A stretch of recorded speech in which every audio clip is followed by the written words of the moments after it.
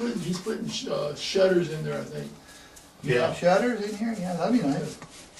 Let's see, this is the first coat. He's going to end up putting a second coat over this. We got one coat of primer on here before, so that's the proper way to do it. We had rough spray texture on here, and that's why we're putting one coat of primer and two coats of finish paint. Now, if this was all existing, Jim, and you were just doing a repaint, you'd just put one coat of finish paint over all this, right? Correct. Yeah. Unless you're going with a deep tone color, you gotta do two coats. But basically, on a color like this, you would just go. But these, we got new drywall, and we got old existing wall, and then new drywall on here, and new texture.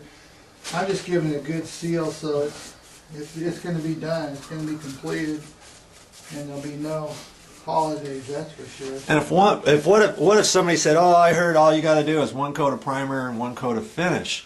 What would you say to somebody like that? I mean, you could do it that way, but yeah, you could do it that way. But if you're working in your home and you want to get it done and have a really nice finish where you're not going to have any issues pop up later, then why not just spend an extra 15 minutes? Or why not spend just an extra $10 on extra paint, you're going to use, and have a good field, and then you know yourself, you've done everything you could to make the job look really good. Yeah, and that's most of the time on a brand new house. They'll put one coat of primer, two coats of finish. Gives your second coat of finish and overall your body, full body look, in case your first coat of finish kind of soaks up into your primer a little bit. Exactly, yeah. Especially raw sheetrock. Yes. I found that kind of interesting. Now Jim's using the wall color paint on this little ceiling of this little bay window area, and remember the ceiling out here in the dinette is a different color, and I asked him, I said, "Aren't you going to do that the same ceiling color?" He said, "No, he's just going to use the wall paint here," and I think that makes sense. It kind of blends in. Yeah. Even though it's on this little section of wall, because it's a bay, you can do it that way.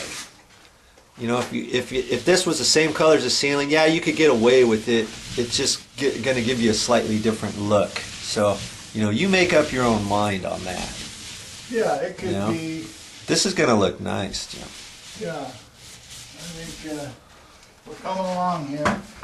And so far, we probably used about 1.5 quarts of paint. So we got a gallon of paint, gallon of finish, which will be plenty for this area in here, and a little minimal area we have in the kitchen area to paint.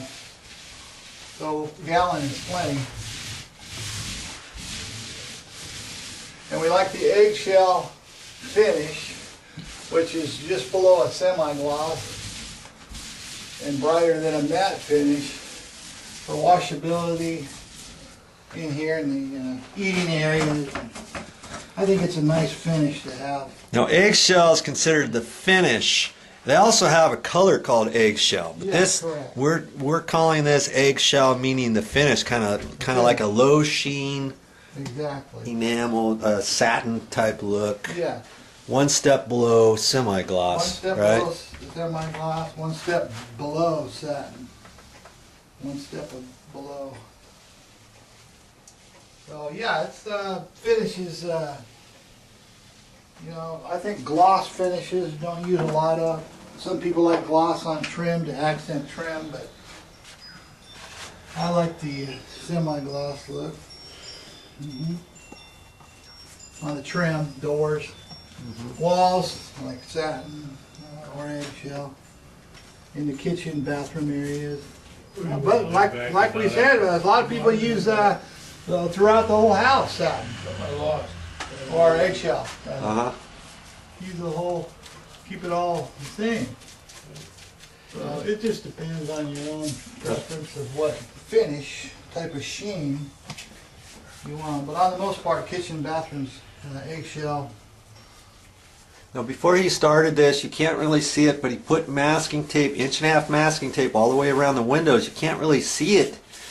And that's why, if you put that on there nice, you can then go back with the paintbrush. You don't have to cut this in right now. He's just using his paintbrush and getting it nice, full body paint on there and not having to worry about cutting in because he used that masking tape. And because he's taking that masking tape off at the end of the day or no more than tomorrow.